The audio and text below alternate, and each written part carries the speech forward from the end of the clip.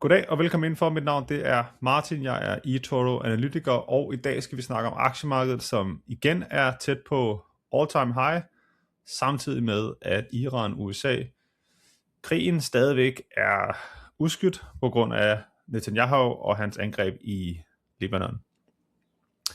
Derudover så tager vi fat i software, vi tager fat i unemployment, altså arbejdsløshedsraten i USA, og vi kigger på nogle af de danske aktier, vi kigger lidt på olien osv.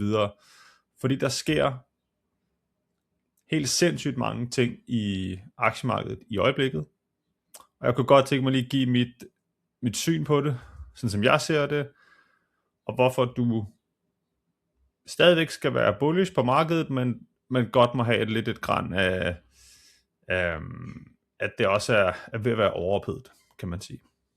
Vi starter her i Nasdaq 100-indekset, altså teknologiindekset, som jo er det indeks, der har performet absolut allerbedst i de sidste mange år.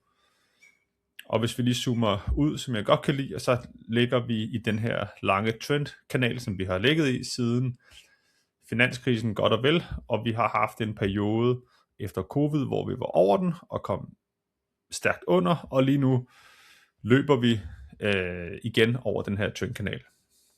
Og grunden til, at man kan være lidt nervøs, og det som vi også har snakket om i podcasten, den her markedsbider, det er, at vi siden bunden her lige i slutningen af marts har haft en stigning på godt og vel 34% på meget, meget kort tid, og har haft en helt abnorm styrke i markedet, og haft en del aktier, som vi har set, og som du nok ved, Micron og SK Hynix og så videre, der er løbet fuldstændig vanvittigt opad sammen med resten af semiconductor området, altså Intel og AMD og så videre. Det er i og for sig jo fint, og jeg tror nu også stadigvæk, at vi er i et bullmarked, fordi der bliver tjent mange penge derude, og en af de helt store indikatorer, som jeg følger altid, det er det her ISM-indeks, som viser noget omkring forretningsaktiviteten, eller den viser forretningsaktiviteten, og hvilke ordrer, og hvordan er stemningen derude i virksomhederne i USA, og er vi over 50, så er vi i ekspansion, og der har vi ligget nu i noget tid her i 2026, og er stadigvæk på vej opad, og det er historisk set, og hvis man tager korrelationen på det, rigtig stærkt for aktiemarkedet. Så det er sådan helt grundlæggende og underliggende bund i aktiemarkedet, som bliver løftet af, at virksomhederne derude har det bedre og bedre, og tør købe mere ind, og ligesom udvikle og udvide deres forretninger. Det er den ene ting, jeg synes er positivt, sådan helt grundlæggende set. Den anden ting er, at der har været rigtig meget snak omkring unemployment, altså arbejdsløsheden i USA, fordi den har været stigende i et lang tid, og det er jo gerne et tegn på recession. Så igen, hvis vi prøver at zoome ud her, og lige sætter en recessionsindikator på, jeg ved ikke, hvorfor den der firkant, den bliver ved med at komme frem. Det er simpelthen så irriterende. Sådan. Så kan vi se, at de gange, hvor vi har en recession, jamen der er arbejdsløsheden, hvilket giver god mening, stigende, og så spiker den sådan ligesom opad. Og det var det, der var mange, der var nervøse for her. Det er der mange, der har været nervøse for i lang tid, vil jeg sige. Og vi så også en meget kort korrektion omkring covid, selvfølgelig. Men vi har stadigvæk ikke set noget spike i arbejdsløsheden i USA, og trods alt det snak, der har været om, at folk skal være fyret, eller folk bliver fyret i USA på grund af AI og så videre, så har vi altså stadigvæk en rimelig okay kurve, og vi tangerer faktisk til at være lidt sådan mere sidelæns i øjeblikket. Så det er rigtig fint. Der er meget med at sige omkring det her, og det går selvfølgelig dybere end det her, men det er stadigvæk sådan en god all-round indikator at kigge på. Så har vi den 10-årige rente for USA, og det her, hvor man så kan blive lidt nervøs. Nu slår vi lige det her recessionstracker fra igen. vi har en rente her på den 10-årige amerikanske statsobligation, som har været stigende i noget tid, og som tangerer til at bryde ud af det her mønster, det har ligget i siden 2023, hvilket er negativt for markedet. Det putter noget pres i markedet, og USA har ikke råd til med den gæld, de har, at skulle have så høj en rente. De bliver nødt til at få det her ned, og det er det, der er det evige problem, ligesom, fordi hvis man skal have det her ned og ligesom køre økonomien stærkt og sende penge ud, så får du også stigende inflation, og de har problemer med inflation. Så der ligger to sider af vægtskålen her, som USA ligesom har svært ved at styre, og vi kunne se, selvom vi kom ind i 2026 rimelig fornuftigt, og også var lidt langt nede, jamen så lige siden vi har haft problemet i noget omkring Hormuzstrædet, som stadigvæk er der, så har vi løftet os her. Og det er sådan en af de bekymringer, jeg har i markedet. Det betyder ikke, at bullmarkedet ikke kan fortsætte, hvis der renten stiger yderligere, men det betyder, at der er en højere sandsynlighed for, at der kommer en korrektion. Og den næste ting, som er meget interessant lige nu, det er, at dollaren også stiger og har ligget igen zoomer vi ud, den har ligget i en ret stor stigning her de sidste godt 14-15 år, lad os sige 14 år, og mange har måske håbet på, at nu skulle dollaren lidt længere ned, hvilket jo er positivt for de amerikanske virksomheder også, men det ligner, at vi har fået en stor bund her, og vi har også et niveau omkring de her 100, kurs 100 her på DXY, som det hedder, altså på dollarindekset, som vi har været ved tidligere, og som har været en modstand, og så en support, og nu har været en modstand her igen på det seneste, og det er vi ligesom på vej opover. Så hvis vi lige går tilbage til dagsgrafen her, så er vi nu gået over. Vi må så se, om det holder, eller om vi skal ned igen, men det her, det er sådan rimelig også, jeg vil ikke sige, det er meget negativt for aktiemarkedet, men det er i hvert fald helt sikkert noget, der putter pres på, og som kan igen gøre det svært for USA på kort sigt. Så vi må se, det er helt klart Trump-administrationens mål at få dollaren ned, men indtil videre så har de det, så har dollaren det lidt svært i den forstand. Alright, det var lidt om det. Hvis vi lige går tilbage til Nasdaq-grafen her, så er vi som sagt rimelig højt oppe, og jeg tænker, at selvom vi har en volatilitet i og omkring Hormuzstrædet og i Mellemøsten generelt set, så må man som investor se bort fra det nu, og ikke tænke så meget mere i det. Vi kan ikke vide, hvad der kommer til at ske. Netanyahu har igen angrebet Libanon, og iranerne har derfor sagt, at de gerne vil udskyde den her underskrivning af deres kontrakt med USA i Schweiz, indtil at der ligesom bliver styr på det. Og det limbo kan vi være i ekstremt lang tid i virkeligheden. Så vi må se, hvad der sker på den side af det. Samtidig så har vi haft det første møde fra den amerikanske centralbank med den nye mand i spidsen, Kevin Warsh, som var en lille smule mere negativ på markederne, end folk havde håbet på, og det har sendt aktierne lidt ned og lidt op igen, og renten blev holdt i ro, hvilket er fint. Og der er mange, der tror, at vi skal have renten opad, og der tænker jeg klart, jeg er klart i den anden lejr, og det tænker man jo, fordi at inflationen stiger lige nu, men det er energisiden af inflationen, der stiger. Vi har ikke set, at der er en stigning i fødevarer eller i andre ting i inflationen på nuværende tidspunkt, så der har ikke været et led nummer 2 af alt det her, der er sket i Hormuzstrædet, udover en lille smule. Og energiinflationen er nu på vej ned, selvfølgelig, fordi olieprisen har været stærkt nedadgående. Og det er ligesom det, vi må følge, og af den grund tror jeg også, at renterne stadigvæk, om ikke andet, hvis de bliver holdt sidelæns fra den amerikanske centralbank, så skal de nok ned snart.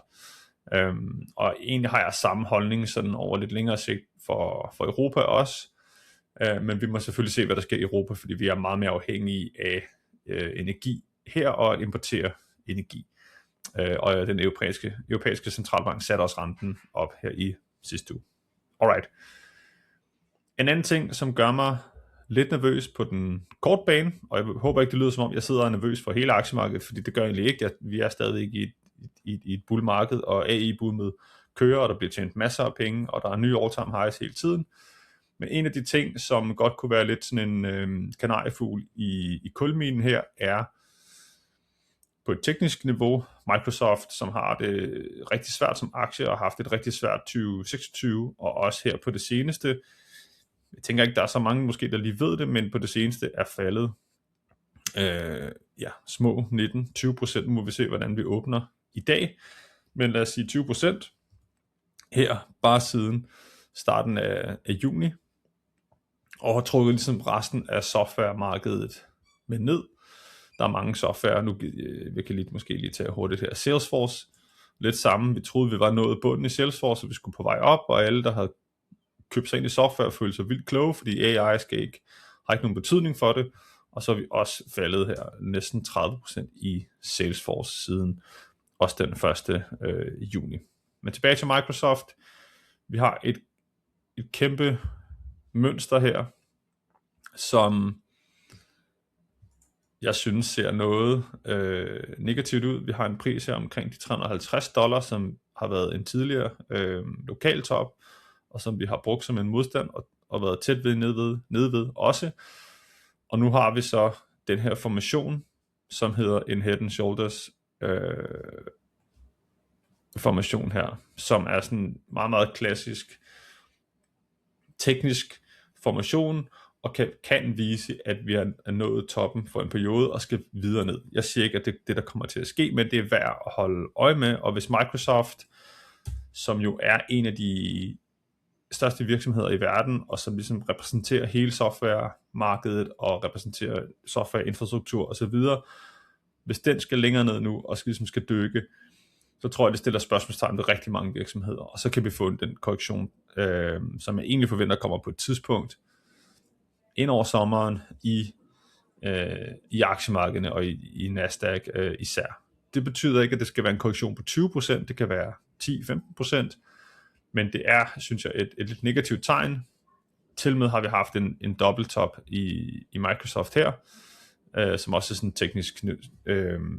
teknisk tegn på, at vi ligesom har set toppen for nu. Microsoft ellers klarer sig fint som virksomhed, de tjener masser af penge. Der er ikke noget der som sådan, men vi kan godt være lidt, kørt lidt træt i hele den her softwarehistorie i aktiemarkedet, og det er det, jeg tror, vi ser. Den anden side af kagen er jo så semiconductors, som jeg tror, mange troede skulle lige tage en puster. Jeg var en af dem, der tænkte, okay, nu kan vi godt måske tage lidt en puster, men den blev ikke meget mere end de her 10-11%, og så skal jeg love for, at vi er kommet stærkt tilbage igen, efter der har været den her formodning om, at Hormuzstrædet bliver åbnet op, og inflationen dermed er transitorisk, og derfor så skal renterne ikke stige, og så kan AI-boomet fortsætte. Det er sådan det der foregår. Så semiconductors igen i all-time high, det vil sige Micron og Intel, og mange af de her virksomheder er også, hvis ikke i all-time high, så er de steget meget på det sidste. Det samme har vi small cap aktier, som jeg synes er interessant, og igen har vi været tæt på all time high, og vi har stadigvæk holdt fast i det momentum, der har været i hele 2026. Small cap er op 20% i år, og generelt set så har small cap det rigtig godt, når det her ISM-indeks, som jeg startede med at vise, det stiger. Så hvis vi lige putter ISM-indekset ovenpå, så kan I se, hvor høj korrelation der er mellem de her to. Og det giver mening. Når det går godt i den amerikanske økonomi, så går folk ud af risikokurven, og når man går ud af risikokurven, så kommer man ned i de mindre aktier, og det er selvfølgelig small cap indekset, og derfor så plejer det at gå godt, og small cap outperformer S&P 500, når ISM stiger. Så det er sådan lige lidt insiderviden. Så kommer vi til Bitcoin, som stadigvæk har det rigtig svært, og det har hængt rigtig meget sammen med det her software index. Så hvis jeg lige banker software indekset oveni her, så ser vi nærmest den samme graf siden 2019, mener jeg det er. Ja. Her.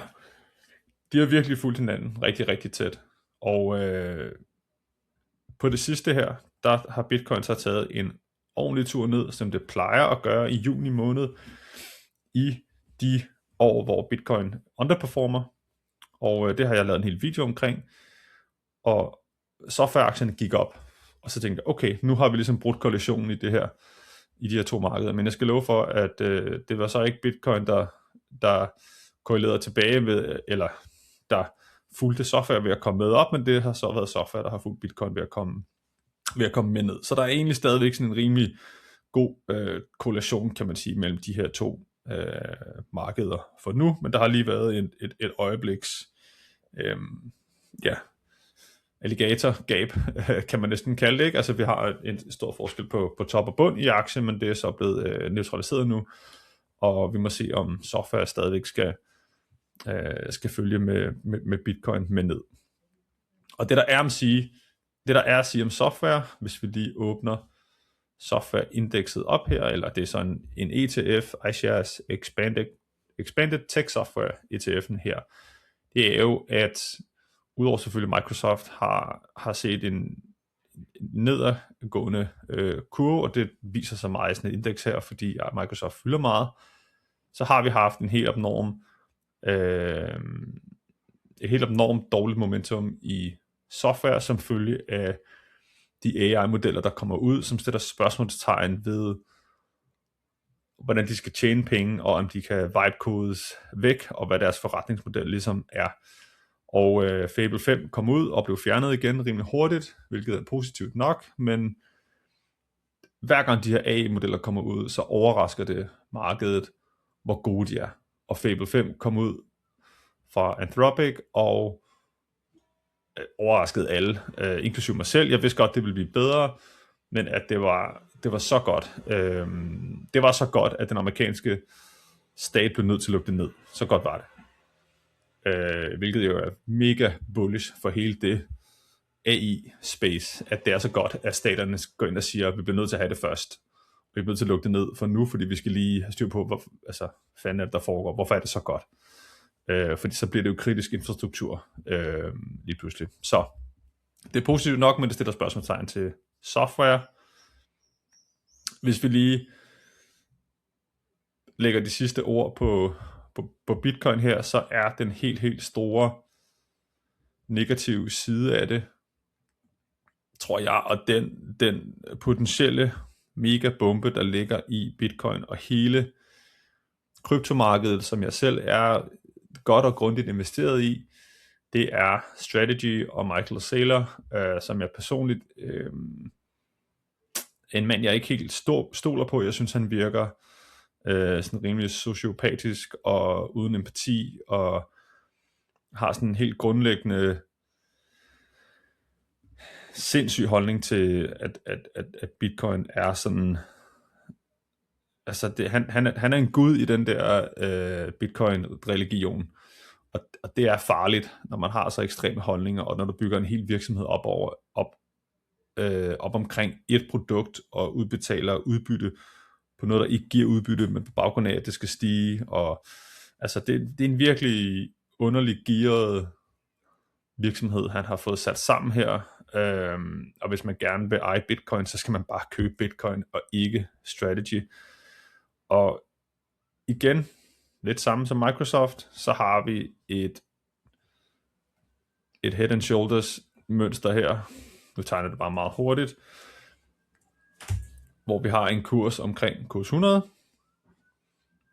give or take, som bliver rimelig interessant her, og han var også ude at sælge de der 32 bitcoin, så jeg ved, det lyder ikke af så meget, men det siger lidt, det synes jeg sendte et signal ligesom til markedet, om at kan man nu stole på ham, og hvis vi får en nedsmeltning i MicroStrategy, som vi har haft det over i, nu har jeg ikke taget Metaplanet, men den kan jeg lige putte på her. Den er den japanske version af MicroStrategy, som jo, hvis vi lige slår logaritmisk graf fra her, så er vi altså faldet i Metaplanet, 88%. Og jeg sletter det lige igen og går tilbage til MicroStrategy her. I MicroStrategy er vi faldet omkring 80. Det er selvfølgelig ikke så pænt, men stadigvæk, altså det er jo en flot graf her på, hvad kan man sige, på lang sigt er det jo gået stærkt opad.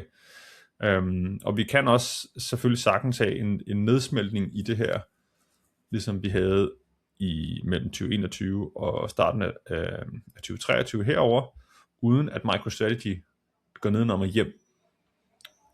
Men hvis vi får en tilsvarende nedsmeltning her, hvor vi virkelig har en kapitulering, så kommer det til at sætte sig lige med det samme i hele kryptomarkedet, og stille spørgsmålstegn ved igen kredibiliteten i krypto. Og det er selvfølgelig negativt. Det bliver nok også så omvendt købsmuligheden i Bitcoin for de næste 3-4 år vil jeg skyde på, men det er værd at holde øje med MicroStrategy her, efter min mening, og værd at holde øje med den her kurs 100. Alright, det var lidt om Bitcoin og krypto, det var lidt om software også. Jeg har egentlig også Netcompany herinde, og det er kun for at sige, at dem der sidder med Netcompany-aktien, og undrer sig over, at den lige skulle tage et dyk på 26% på en måneds tid, jamen det er det her med, at software er stærkt nede, og Netcompany sidder i den, sidder der, og så havde de også, man kunne stille spørgsmålstegn ved regnskabet, men Netcompany bliver sat sammen med meget software, og har haft det svært også. Vi skal lige nå at runde guld, og så skal vi lige nå at runde olie, og så tager vi lige til sidst SpaceX. Så guld, stadigvæk, jeg har også lavet en video omkring det, at jeg tænker, det skal ned eller køre sideløns i noget tid, og lige efter jeg udgav den video, så steg det selvfølgelig lige her 6%, men så kortsigtet kan vi jo ikke være. Der er stadigvæk en helt underliggende tegn på, at det bullmarked, der var her, i hvert fald på kort sigt, er slut, og om vi så senere hen skal tilbage i det bullmarked, der har været, det må vi så se. Men for nu så er der rimelig sådan en negativ udvikling i guldprisen, og så derfor også i sølv, platin og palladium.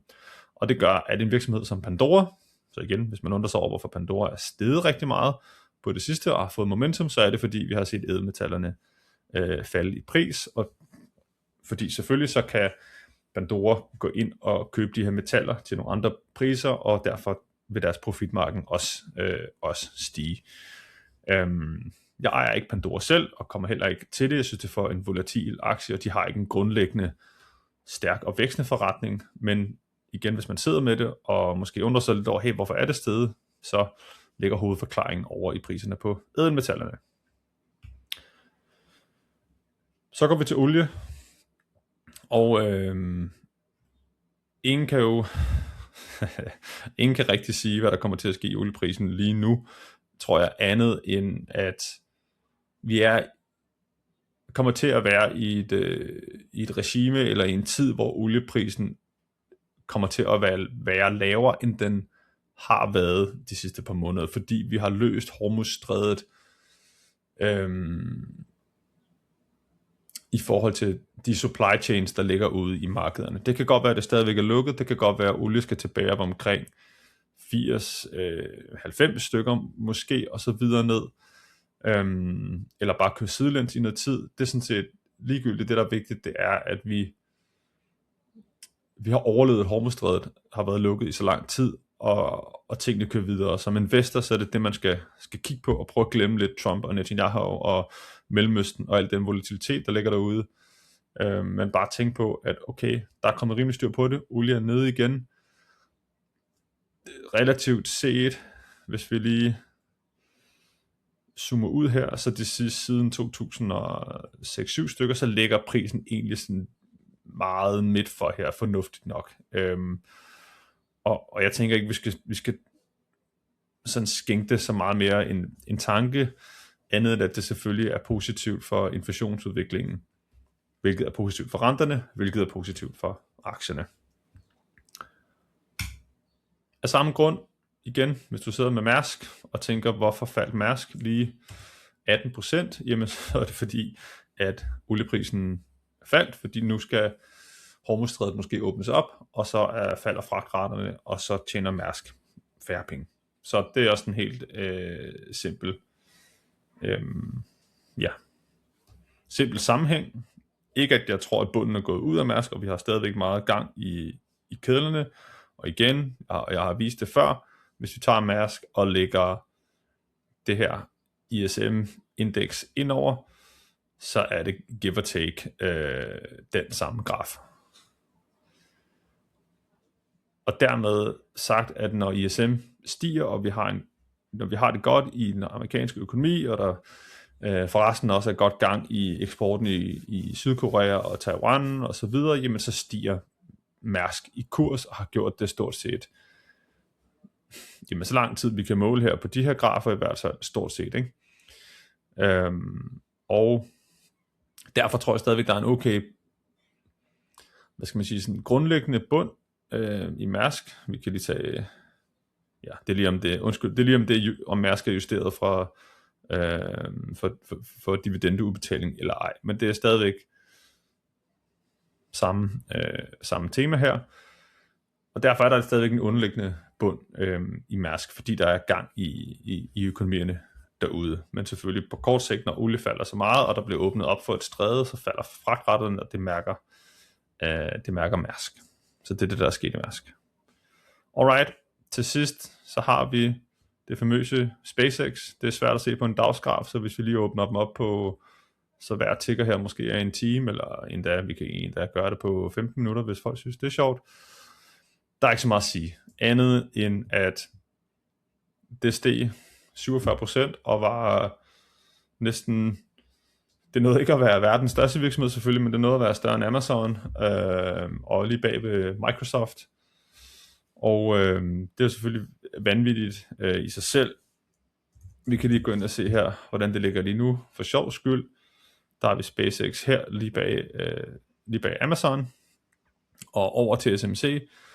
Og det egentlig vil sige med SpaceX, det er, at det giver mening, at der har været et boom op i prisen her, fordi alle gerne vil med. Og på et tidspunkt, når den her honeymoon-fase er over, jeg ved ikke, om vi skal stige yderligere op, eller hvad vi skal, det vil jeg ikke egentlig spekulere i. Og man kan ikke rigtig lave noget, altså vi kan ikke rigtig lave noget teknisk, vi kan ikke sige, at der er en sammenhæng her, og det skal dæmpe op eller noget, eller omvendt tegne en streg her, og sige, at det skal længere ned. Altså det kan vi ikke sige om noget nu, det er alt for nyt i markedet. Det der er med SpaceX, det er, at alle selvfølgelig gerne vil være med på Elon Musk's næste projekt, og dem, der aldrig kom med i Tesla, de vil gerne med i SpaceX. Men på et tidspunkt, så alle de mennesker, der ligger, og alle de venturekapitalfirmaer, der ligger og har lagt penge i, vil gerne sælge ud og cashe ind og blive milliardærer.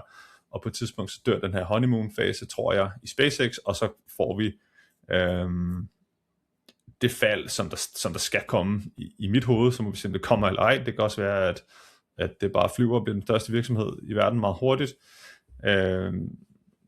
Men jeg kunne godt se, at SpaceX får en korrektion, og markedet skal have en korrektion, og så kan det være spændende om, lad os sige, 6 måneder at samle SpaceX op, når det er til en helt anden pris.